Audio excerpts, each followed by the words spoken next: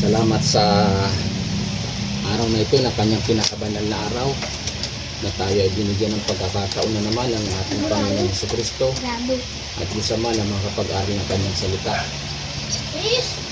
Dahil dati nung nakaraan ng kanyang banal na araw, mas araw ng Sabado ay tayo di nakapag-aral dahil nagkaroon ng hindi magandang pagkaunawa, nagkaroon ng medyo personal, kaya ako ay nabigatan ng aking damdamin. Kaya ngayon salamat sa Diyos Ama, Panginoon Jesucristo, na tayo ay binigyan naman ng pagkakataon sa kanyang pinakabanal na araw na tayo ay aral ng kanyang salita.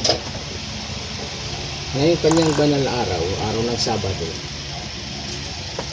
ang i-share ko sa inyong mga anak ko, yung anak ko si Joy, JR, yung bunso ko, nandun sa dulo yung Jan si isa tulog, si Hindi at si Ila. Kaya aking mga anak, 6 sila. Ngayon, sinishare ko sa kanila para sila ay magkaroon sila ng kaalaman tungkol sa salita ng Diyos, dahil nga ito nga, ako nga ay naging may natuklasan nga ako sa salita ng Diyos sa Biblia dahil sa aking pagbabasa, na ito ay aking naging panata dahil ako ay hinampas din ng ating Diyos Ama. Nagkaroon din ako ng maraming suliranin at pagsubok sa buhay, kaya hindi ko ito maikailan na ito ay makabalik sa kabila ng mga problema sa physical, mental, social, mostly sa physical and spiritual. Dito nga na ako ay nagkaroon ng isang matinding tumaama sa kulit mo. Magkaunawa, naging independent ako, na sinasabi nga nung aking sinamahan, ako ay may mga kinuha sa Muslim, may kinuha sa Adventist, may kinuha sa dating daan. Pero ako ay meron akong paninindigan kasi ang ginawa kong matulog na yan, tutulogin na sa'yo. Hindi nga matulog, ito ang gusto na. Oo, kung gusto ng aking baby. Ako ay ano ba? Mag-aaral tayo, anak. Hindi papa. Maaral tayo. Doon na ay ate. Tulugin mo na to. Sige, ipagpapatuloy natin. Ito ang aking baby. Siyempre, buti lumaki na rin ito. Matindi rin ang pinagdaanan nito. Huli ko na. Bigyan ng papel ito. Bigyan ng papel. Ito naman. Diyo. Sige na. Tayo mo yan. Itayo mo. Dahil hindi tayo makakatapos ng ating dibusin sa hapong ito. Ito.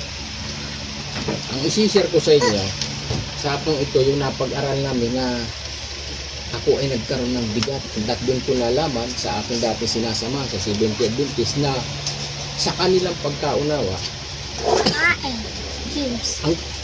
ang kanilang paninindigan, ang kanilang pagkaunawa, si Kristo ang Diyos Ama ay isa lang. Narin yun yung Diyos Ama, siya yung anak, siya yung lumalang ng daigdig. Yun ang kanilang pagkaunawa. Dahil yung topic namin ay hindi ako nakahanda, pero meron ako sa sarili ko na hindi sila magkakapantay. Hindi ako naniniwala sa Trinity. Ako ay naniniwala na si Kristo ay anak, ang Diyos ay Ama, at Diyos Espiritu Santo. Hindi sila magkakapantay. Kahit si Kristo ay Diyos din, pero hindi siya kapantay ng Diyos Ama. Yan ang aking pagkaunawa. Ngayon, ito ang aking isi-share ko sa anak ko, na alamin namin na totoo ba? Ako ba ay mali? Sila ay tama? Ngayon, ako ay nabigyan ng pagkakataon na ito nga ay alamin. Na inalam ko, na nabanggit ko nga sa kanila noong araw ng Sabat, na kahit nga si Moises ay ginawa Diyos ng Diyos Ama. Diyos din si Moises, ginawa siyang Diyos. Kaya lang, hinahanapan ako ng teksto. Eh, hindi ko sa kanila na ipakita. Oh. Kaya ngayon, hinanap ko, nakita ko. Kaya ngayon, ang topic ko ngayon, ang isi-share ko sa inyong mga anak ay si Kristo ay anak, Anak? si Kristo ay Diyos, si Kristo ay anak ng Diyos, si Kristo ay propeta, last propeta. Pita? Yan. Yan. Yan ang kalagayan ni Kristo. Ah! Huling propeta na siya, wala nang ibang propeta na darating pa sa lupang ito. Siya na ang huling Papa niya, propeta. gulaw! Nung dumating siya, lahat sa kanya napunta, isa-isang katawan. Siya ay nagpagaling. Kasi sinasabi nila, meron sa akin ibinigay na text, ay mamaya ko sa inyo pagpapatuloy, na may binigay sa akin na kaya nga sila ganun ang kalagayan. Na meron silang magpapagaling, may ospital sila, may paaralan sila. Dahil ako nga ngayon, ay wala, ako palang nakasumpong nito. Ako palang nakaunawa nito. Oh. Oh! Nasusunod ko sa Biblia dahil ang naging basihan ko sa Revelation 1, mapalad ang nakikinig at bumabasa at tumutupad na salita ng Diyos. Ngayon ang ginawa ko, pinakinggan ko sila lahat. Naging open-minded ako. Lahat ko sila pinakinggan. Ina-analyze ko sa kanila, sino ba sa kanila yung sasabi ng totoo dahil may Biblia naman na pagbabasihan. Oh, para malaman ko. Kaya ngayon, ang sabi sa akin, ako daw ay kumuha sa Adventist. Sinabi sa'yo? Oo, kumuha daw ako sa Muslim dahil yung aking pananalangin natin na nakaprostrate talaga. Kumuha ako Brother Philip. Na nga ang aking basihan, pero hindi ako kumuha. Inalam ko lamang yung totoo. Oh. Hindi yun ang sinasabi. Yun ang totoo. Hindi yung sinasabi kumuha. Kaya ngayon, na-discover ko na ang bawat samahan ay meron naman tama. Kaya lamang hindi naging kumpleto. Hindi kompleto. Hindi lang kumpleto. May kanya-kanya silang paninindigan. Ngayon siguro, dahil sa na akin ang naging ay yun nga, sa Revelation 1 to nakikinig ako. Kaya ang pagkaunawa nila sa akin, ako ay kumuha. Pero yun nahirihiwalay at nagsipag tayong sira ng kanilang mga samahan. Ngayon, ang topic natin lang ngayon sa panahon ngayon, yun lamang inapag-usapan namin. Ngayon, ang topic natin ngayon ay natutunayan ko na si Kristo ay anak ng Diyos, nagkatawang tao, yung kanyang nasa loob ay anak ng Diyos, yung kanyang katawan, anak ni Maria, tao yun. At siya ay Diyos, siya ay Panginoon ng mga Panginoon. Ngayon, nabanggit ko nga sa kanila nga na si Mrs. ay sabi ko ginawang Diyos ito at nakita ko dito. O, ma-share ko sa inyo na totoo talaga. Nandito sa Exodus City, 1. At sinabi ng Panginoon kay Mrs., tingnan mo, ginawa kitang Diyos kay Paraon. Ito yung nabasa ko, nakaligtaan ko lang, hindi ko nasabi, pero hinahanap ako, sabi niya, kung nagsalita ako na saan mababasa, ay ito, dahil nga nito, i-share ko sa inyo, na ito ay nasa Exodus City 1, at sinabi ng Panginoon kay Moses, tingnan mo, ginawa kitang Diyos kay Paraon. So, ibig sabihin, dahil may ipinagawa ngayon kay Moses para iligtas ang bayan ng Israel sa pagkaalipin, yung mga gawa ni Moses ay gawa ng Diyos, yung kanyang mga himala. At walang imposible sa Diyos, Ama, na gawin kang Diyos. Ay how much more yung kanyang bugtong na anak, na kaisa-isang anak, hindi niya mapwedeng gawin Diyos. Walang imposible sa Diyos, Ama, kung anong gustong gawin sa iyo. Kaya ang stand ko dito, si Kristo ay hindi sila magkapantay ng Ama. Si Kristo ay anak ng Diyos, propeta, nagkatawang tao, Diyos, at Panginoon. At iba yung Diyos Ama sa langit. Mayroon pang mas makapangyarihan. Yung nagsugo kay Hesus Kristo na Diyos na makapangyarihan. Ganito ha. Ito yung kalagay na basa ko sa inyo na ang Diyos Ama ay pwedeng kahit ikaw, kahit sino man. Pagka may mission ka, pwede kang gawing Diyos, pwede kang gawing propeta. O, tingnan nyo ha. Dito nga, kahit nga yung kanyang kapatid, at tingnan mo, ginawa kitang Diyos kay Panginoon. At si Aaron na iyong kapatid ay magiging iyong propeta. Tingnan nyo ha, si Aaron, yung kapatid ni Moises, ay ginawang propeta. Yes, Ngayon, ito ipag-aaralan natin dito na kung ano ba ang kalagayan ni Kristo. Dito natin makikita ha. Ngayon, na kung ano ang kalagayan. Ngayon, puntahan natin yung kanilang stand sa 1 Corinto 12:28. Ito yung sinasabi nila nasa 1 Corinto 12:28. At ito ang sinasabi. Sabi nila, at ang Diyos ay naglagay ng ilan sa iglesia. Yung nauna yung mga apostol, ikaw yung mga propeta, ikaw yung mga guro, saka mga himala, saka mga kaloob ng papagaling, mga pagtulong, mga pamamahala, at iba-ibang wika. Kaya sabi nila sa akin, na ang Diyos daw ay naglagay ng propeta. Totoo. Totoo naman to eh. Wala naman akong dito kontra. Sinabi yan, nasa Biblia yan. At si Pablo ang nagsalita niya sa Corinto, nung siya pumunta sa Corinto. Oh. Kaya lamang, hindi nila, dito sila sa 28 lang kasi sila bumasa. Atrasan nila ng pagbasa. Atrasan lang nila. Dito lang nila simulan sa 27. Kasi ito, yun ang pagkaunawa nila.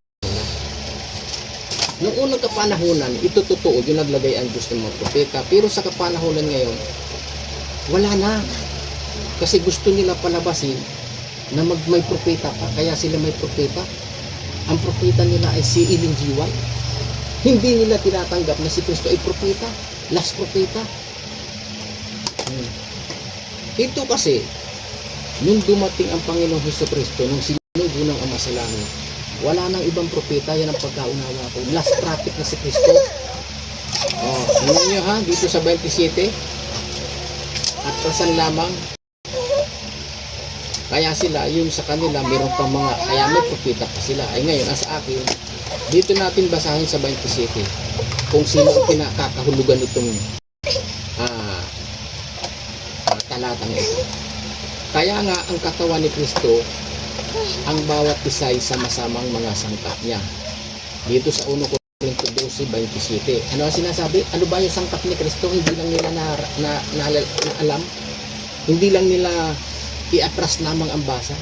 Ano ang sinasabi? Kayo nga ang katawan ni Kristo at bawat isa'y sama-samang mga sangkap niya. Nandun na. Napaloob na dun yung mga sangkap. Yung mga yon, ng unang kapanahunan, ay napaloob na kay Kristo. Mga sangkap na sa isang kapasto na yun. Kasi nung unang kapanahunan, may mga iba-iba pa. Pagaling mo, propeta, may mga nagsasalita sa iba't ibang wika.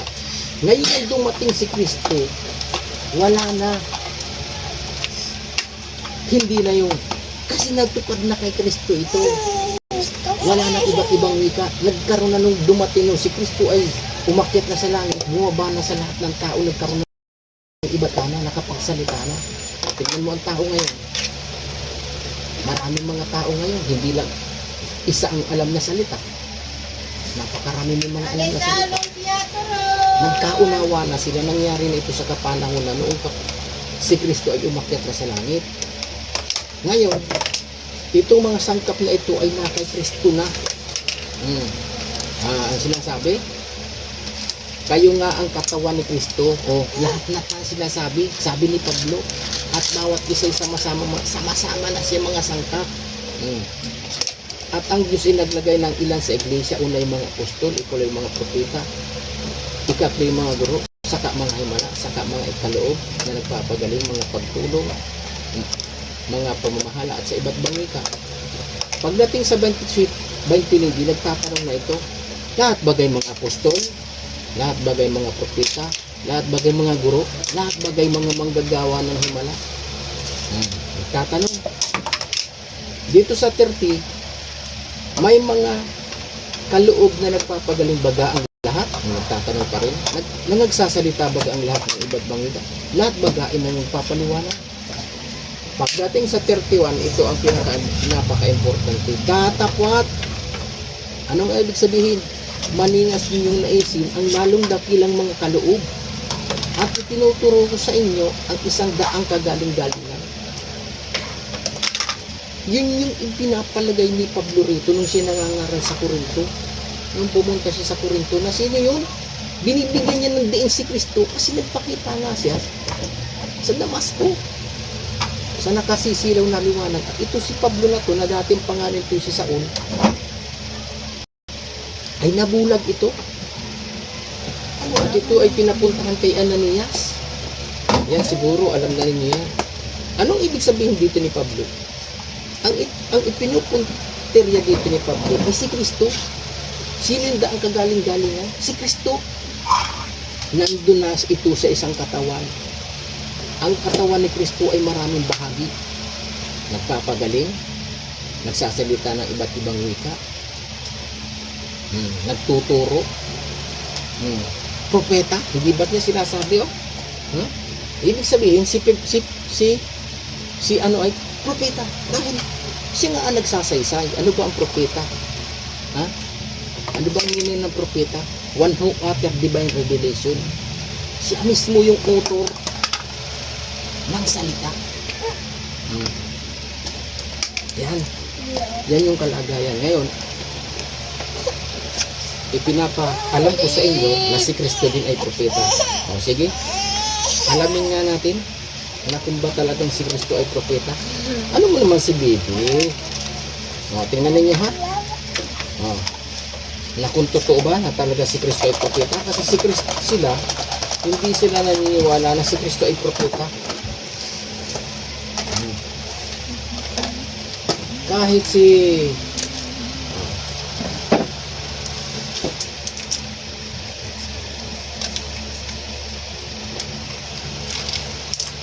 dito.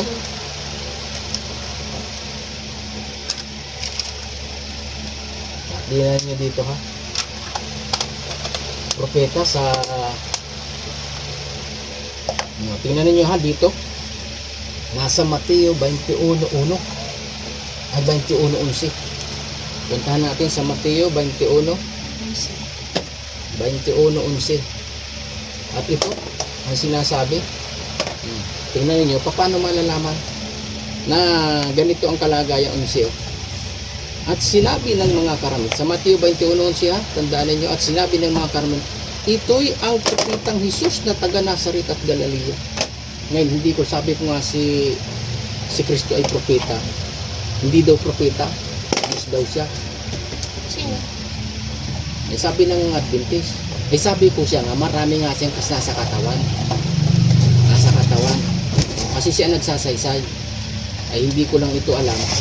Ngayon, pinag-aralan ko, inalam ko na sino ba sa amin ang totoo. Kaya ito ngayon, ito ha, nabanggit ko ha. O paano ito sasabihin? Ano ang sinabi ng mga karamihan? Ito'y ang propeta. Sinasabi nila kung si Jesus mismo daw nagsalita na siya ay propeta. Bigyan ko ka ng example. Halimbawa, kasi ang nagsasabi dito yung karamihan, hindi naman talaga si Kristo. Hindi naman niya sinasabi, ako'y propeta. Wala akong mababanggit sa Biblia. Kasi ganito ang kalagan. For example, ikaw Joy, sasabihin mo sa akin, Papa, magaling ako sa math. Parang medyo duda ako. Na, magaling ka ba talaga sa math? Ngayon, kung nagsabi ka nga sa akin, halimbawa, kung Papa, magaling ako sa math. Pero ngayon, paano ko mapapatunayan na ito? Uy. Kung may pinapakita kang ano? Mamaya nga, ganito nga. Bibigyan nga kita ng example. Ito si Bibi ang atindihin mo naman. ka namang ano, Ulit-ulit kasi, ganito. Ngayon, sige nga, pero hindi ako agad-agad naniniwala na talagang kung magaling ka sa math. Kung nakita ko nga yung grade mo at magaling ka nga sa math, talagang mataas ang grade mo. So, ay siguro nga na magaling ka. Pero mas maprove mo talaga na magaling yan kapag yung ibang taong nagsalita. Sasabihin sa'yo, yung mga kaklase mo, sasabihin, Tatay Mike, Tatay Brother, Tatay Mike, Brad Mike, nasasabihin, yung anak mo si Joy, napakagaling sa math. Aba, talaga, ibig sabihin, mapapatunayan mo dahil ang nagsalita na ibang tao. Na, magaling talaga sa ano, kasi iba nang nagsalita. Ganito rin yung sinabi rito sa Biblia sa Mateo. Ang nagsulat nito si Mateo, at sinabi ng karamihan, nakita ng karamihan, ano sinasabi? At sinabi ng mga karamihan, ito'y ang propetang Jesus na taga Nazaret ng Galilea. Ano ang kalagayan ni Jesus? Isa rin siyang propeta. Propeta rin siya. Yun yung nasa katawan niya. Kaya ngayon, nang dumating na wala ng ibang propeta. Dito. Ito rin sa Lucas 1.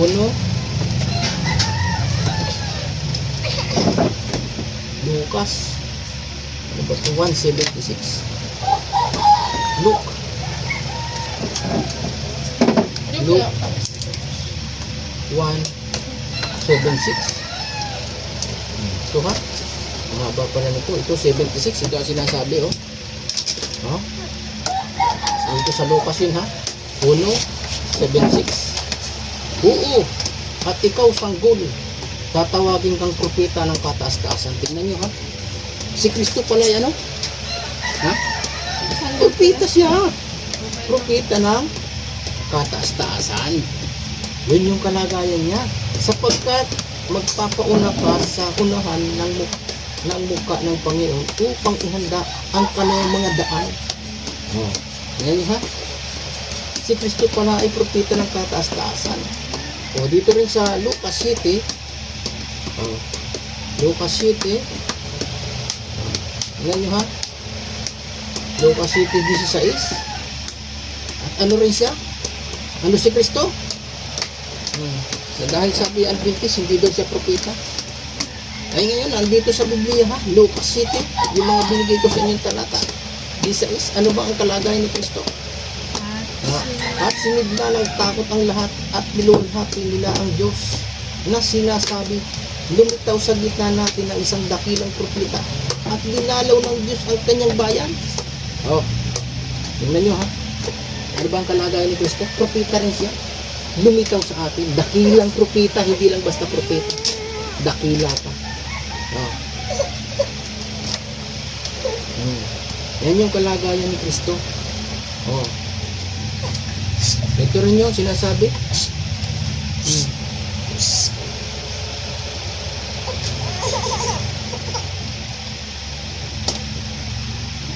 Ito rin ha. Dito rin sa John. Kung ano bang kalagayan ni Juan? Ay, John. Juan 4:44. Tingnan nyo ha. Kung ano ba si sa 44. Sapagkat si Jesus din ang nagpatutuon na ang isang propeta ay walang kapurihan sa kanyang sariling lupain. Ngayon ha, hindi siya nagitinan nyo dahil nga iniksikit nga siya, pinarusahan siya ng na doon. Pinarusahan ng kamatayan. Ang isang propeta, ano matulogin mo na? Ay winalang kapurihan sa kanyang sariling lupain. Tingnan nyo, kasi nga si Kristo ay binigay sa kanyang bayan, pero siya ay winalang kapurihan sa kanyang lupain sa bansang Israel. Hindi siya tinanggap nang dumating siya, kaya nga siya pinatay. Winalang kapurihan. Sinabi niya ito ni John, ni Juan. At dito rin sa John 6:14. 6:14. At ito ang sinasabi. Kaya nga, makita ng mga tao na tandang ginawa niya, ay kanyang sinabi, totoong ito ang propeta na paririto sa sanglibutan. Yun. Kaya yung kanyang mga salita, kaya nga yun nga, kahit hindi mo na sabihin, kasi nga sinabi ko kanina, ano ba ang propeta? What means by prophet? One who utter the revelation. Si Kristo, ano ba pinagsasabi niya? Nung sinunod niya ang kanyang ama, kanino bang salita yun? Sa Diyos. Sa Diyos Ama, siya ang nagsalita nun, kaya sa kanyang galing na salita yun, kaya sinasabi ng Adventist na hindi siya propeta, ay nga ito nga eh, propeta nga siya eh. Ito dito rin sa 7, sa Juan 7:40,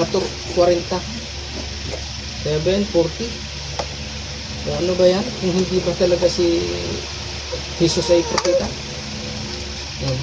Ang ilan sa karamihan ng marinig ang salitang ito ay nangagsabi, tunay na ito ang propeta. Ano? Sabi ni Juan. Na ito, sino yung sinasabi? Ito yung tunay na propeta. Si Jesus ay ano? Propeta. Dito rin sa 1:9, sa John 9:17. John 9:17.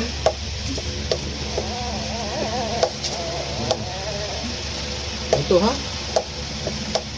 Muling sinabi nga nila sa bulag, ano ang sabi mo tungkol sa kanya? Na siya'y nagpadilat sa inyong mga mata.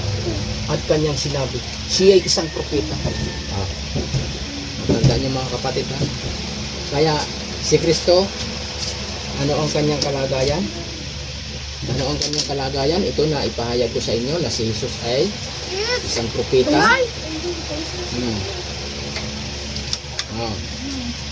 At ngayon,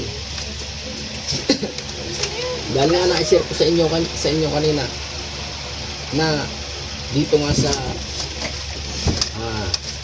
Exodus 7:1 na si Jesus ay ginawang Diyos kay Paraon. Ang Diyos Ama ba, dahil ito yung kanyang bugtong na anak, hindi niya ba pwedeng Diyos? Hindi rin niya ba pwede? Pero hindi sila magkapantay ng kalagayan. Hindi sila magkapantay. Iba yung ama, iba yung anak. Ngayon, ito na sabi ko sa inyo na ito, kasi wala nang ibang propeta na darating pa nang dumating na si Kristo. Kaya sa inyo ngayon, pag may nagsasabi na ako'y propeta, nako, at meron kayong sa inyong samahan ay may sinasabi kayong propeta, tangin ninyo, sino ba siya? Saan ba siya nagmula? Ito nagmula sa bansang Israel. Pag hindi ka galing sa lahi ni Abraham, ni Isaac at ni Jacob, ito ay tinatawag na hintil at sasabihin yan, ako ay propeta. Ano ang utos sa kanila? Tayo ngayon ay hindi na kailangan nang dumating si Kristo. Wala nang darating, tayo ngayon ay mga mananampalataya. Wala. Ito ang ating kalagayan sa kapanahonan ngayon. Hindi ka pwedeng sabihin mo na ikaw ay propeta. Believer ka lang. Believer, mananampalataya. Yan ngayon na ang ating kalagayan yan, tayo ay mga mananampalataya. Wala nang lalabas na propeta pa. Kasi nga ito ay nasa isang katawan na kay Kristo na napaloob na ito sa kalahatan. Ngayon, naipaliwanag ko sa inyo na siya ay propeta. Ngayon, dito natin basahin sa kung ano ba ang kalagayan din.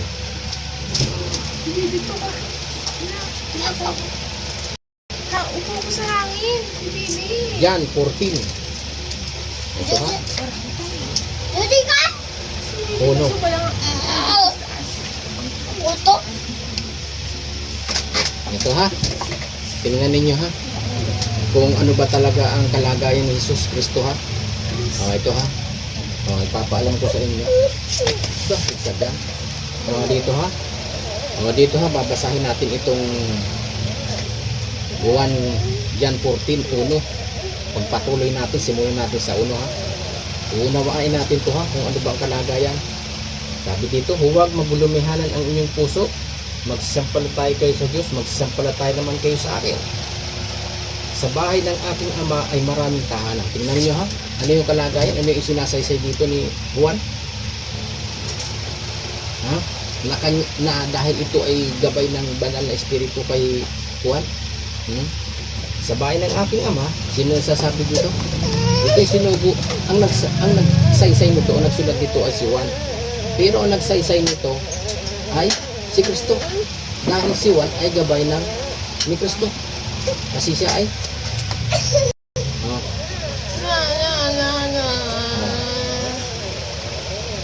Juan. Ito ay isang naging ang ginawa ng Diyos Ama na isang siyang naghayag ng kanyang mga salita. Siya ang ginawa ng ni Kristo na maghayag ng kanyang salita.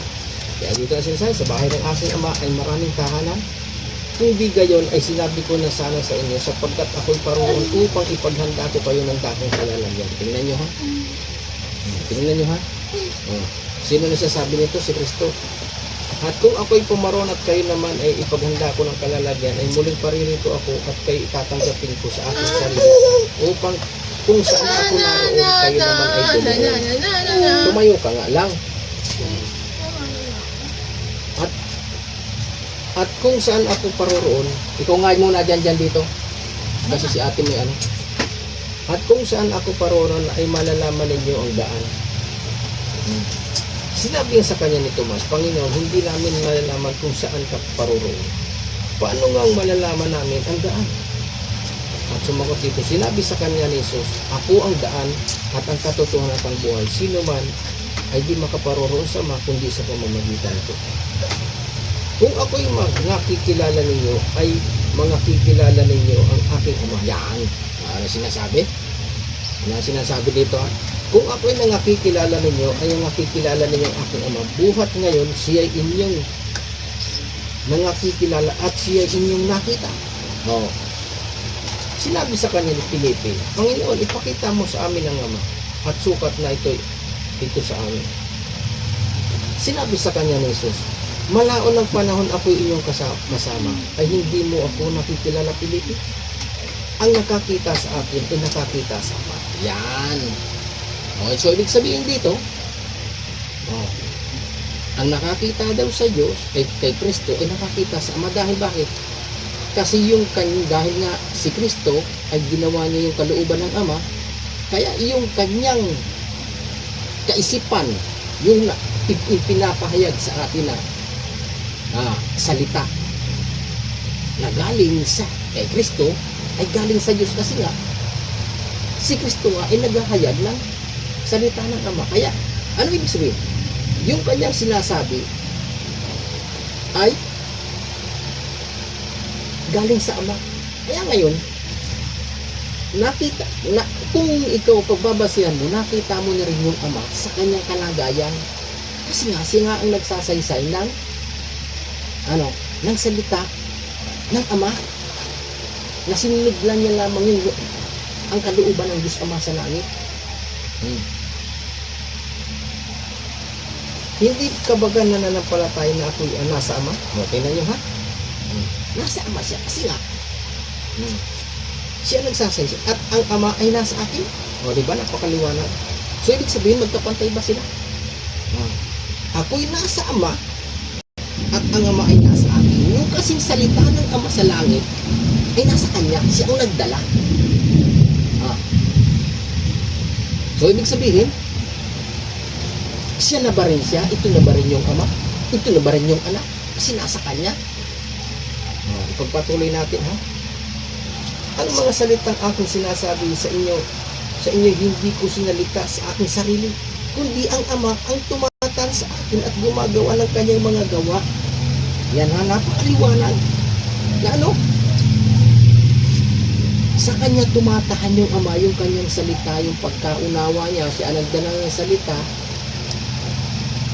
kaya tumatahan sa kanya. Puro sa po ganito, ano nangyari? Bawa ikaw, bawa tayo ay magluluto tayo ng adobo, o ito ay gawang Pilipino. Ngayon kulang nga yung ating ingredients ng tuyo. Akong ama mo, di ba? Diyan. Oh, sabihin ko sa'yo, diyan, bili ka ng tuyo. Di ba, inutusan lang kita na bumili ng tuyo. Na ngayon, pagbalik mo, magdala kang tuyo, kaninong utos yun? Sa'yo. Di ba sa akin? Hindi naman sa'yo, di ba? Kasi inutusan lang kita. So, ibig sabihin magkaparehas ba tayo? Oo. Di ba? Hindi tayo magkaparehas. Dahil inutusan lang kita. Katulad ito ng gawa ni Kristo. Ano sinasabi? Hindi ka ba nananampalataya at nasa Ama, at ang Ama ay nasa akin? Ang mga salitang aking sinabi sa inyo, hindi ko sinalita sa aking sarili, kundi ang Ama ang tumatan sa akin ay gumagawa ng kanyang mga gawa. Yan. Si Kristo yung gumagawa ng gawa na galing sa kalooban ng Diyos Ama sa langit. Kaya, iba yung Ama, iba yung Anak. Ngayon, ito, ginagawa lamang ni Kristo yung kalooban ng Ama. Magsisampalataya kayo sa akin, ako'y nasa Ama, at ang Ama ay nasa akin, at kung di kayo magsisampalataya kayo sa akin dahil sa mga gawain. Katotohanan sinasabi ko sa inyo, ang sa akin ay sumasampalataya, ay gagawin din naman niya ang mga gawang aking ginawa. Lalong dakilang mga gawa, kaysa rito ang gagawin niya, sapagkat ako'y paroroon sa Ama. Yun. Ito ha? Saan siya paroroon? Ito rin ba si Kristo ba? Yung Ama rin ba? Yung lumalang na ang paniniwala ng Adventist ay ito rin yung lumalang si Kristo rin? Oh? Ano sinasabi? Paroroon sa Ama. Oh, tingnan natin ha, sa Hebreo 3. Kung saan pumunta siya, tama kung ano sinasabi. Hebres. Ano sinasabi? Kaya nga mga banal na kapatid, mga may bahagi ng pagtao sa kalangitan, inyong isipin ang apostol at dakilang saserdote na ating pinilala, si Jesus. Oh, tingnan nyo. Ano siya? Apostol at dakilang saserdote. Na siya tapat at naglagay sa kanya ng gaya rin naman ni Moises sa buong sambahayan niya. Sapagkat siya ay inaring mga may karapatan sa lalong kalwalhatian kaysa Moises. Palibhas ay may lalong karangalan kaysa bahay. Yaong nagtayo ng bahay. Hindi pala. Hebreo 1 pala. O ito ha, mali yun sa Hebreo. Mali yung nabasa natin, Hebreo. Pasensya na kayo, Hebreo 1. Dito yung ano, nasa ngayon? Nasaan yung kalagayan? Ito ha, nasa Hebreo 1. Ang Diyos ay nagsalita ng unang panahon sa ating mga magulang sa iba't ibang panahon at iba't ibang paraan sa magitan ng mga propeta. Ito sa magitan ng kanyang anak na siyang ipinalaga na tagapagmana ng lahat ng mga bagay. Nasa magitan naman niya ginawa ang sanglibutan. Tingnan nyo ha, yan ang kalagayan. Palibhas ay siyang sinag ng kanyang kaluwalhatian at tunay na larawan ng kanyang pagka-Diyos at umaalalay sa lahat ng mga bagay sa magitan ng salita ng kanyang kapangyarihan na kanyang magawa ang paglilinis ng mga kasalanan ay dumuklok sa kanan ng karangalan ng kaitaasan. Nasaan siya ngayon? Si Hesus Kristo. Naroon siya sa kanan ng kaitaasan. Oh. Yan sa kanan. Ay, walang sinabi. Ano ang nakalagayan ngayon ni Hesus? Kaya, totoo ba na si Kristo, ang Diyos Ama, ay siya rin? Siya rin ba'y lumalang? Siya ba'y lumita? Na may binigay sa akin na siya daw ang lumalang. Ngayon may mga binigay sa atin, pag-aaral natin, isasama natin dito sa ating topic kung tama ba, pero sa pagkaunawa ko ito nga. Kasi nga sila, ayaw nilang tanggapin na si Kristo ay propeta dahil ano ibig sabihin nila? Kasi nga sila, yung kanilang puno ay propeta na isang hintil. Ay ngayon sa pagkaunawa ko, hindi na kailangan. Ang nagpupuno pa sa kanila, babae pa. Ayan ang babae sa iglesia. Pilik. Kasi ba? Hindi siya pwedeng hindi siya mamuno o kumaingay. Hindi siya pwedeng mamuno pagdating sa salita sa pangrelihiyon. Ano? Ulitin ko. Nasaan ba si Kristo ngayon? Lumuklok sa kanan ng karangalan sa kaitaasan. Nasa kanan siya ng Diyos, kanan kamay siya. Siya ang ating tagapamagitan ngayon sa Ama. Oh. Ngayon na. Kaya ngayon, ako ay hindi naniniwala sa Trinity. Iba yung Ama, iba yung Anak. Mayroong Diyos Ama na mas makapangyarihan.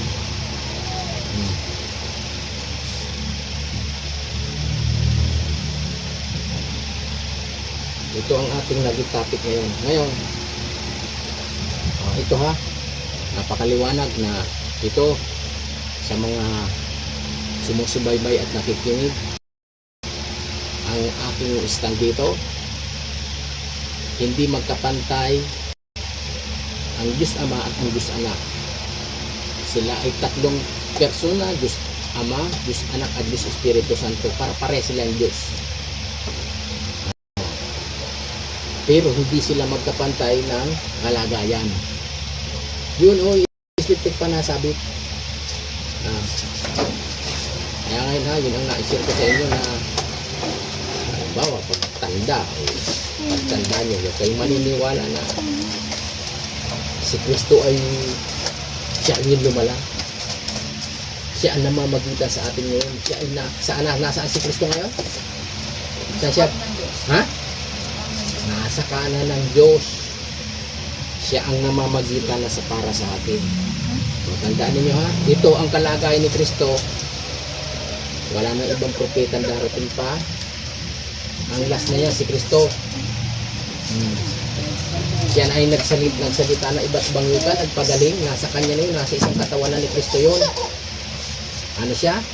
Siya ay propeta, anak ng Diyos, nagkatawang tao, siya ay Diyos at Panginoon.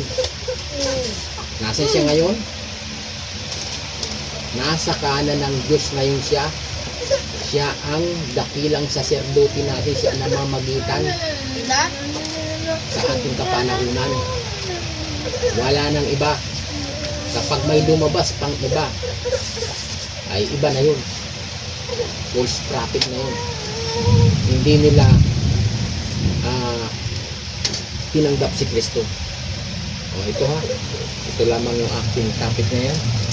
Sa ating kalagayan na ano ang kalagayan ni Kristo? Ha? Si Kristo ay ano? Anak ng Diyos. Iba yung Diyos ha. Mayroon pang Diyos Ama. Siya ay anak ng Diyos. Propeta. Nagpagaling. Panginoon. Diyos din siya. At ngayon siya ay namamagitan para sa atin. Nasa lumuklok siya sa kanang Diyos sa kaitaasan. Walang imposible sa Diyos Ama. Kasi nga sa kanya, yung dugtong na anak, si Moses nga ay ginawang ano? Diyos kay Paraon. Ayon sa Exodus 7:1. Kaya si Kristo, walang imposible na gawin din Diyos. Kaya siya din ay panindigan. Ito ang ating ano, na ito ay tama. Ito ay Diyos. Panginoon, Panginoon ng mga Panginoon. Kasi nga, nasa katawan niya na lahat yun. Wala nang iba. Yan ang kalagayan. Hindi ako naniniwala sa Trinity. Huwag kang makulit. Hindi ako naniniwala sa Trinity. Na isa lang siya. Hindi siya isa. Naging isa siya sa gawain ng Ama. Sumunod lang siya sa gawain ng Ama. Ganun ha. Yun ang ating topic sa pagkakataon ito. Maraming salamat sa Diyos at ako ay binigyan ng pagkakataon. Ma-share ko ito sa inyo sa itong pinakabanal na araw ng Sabat.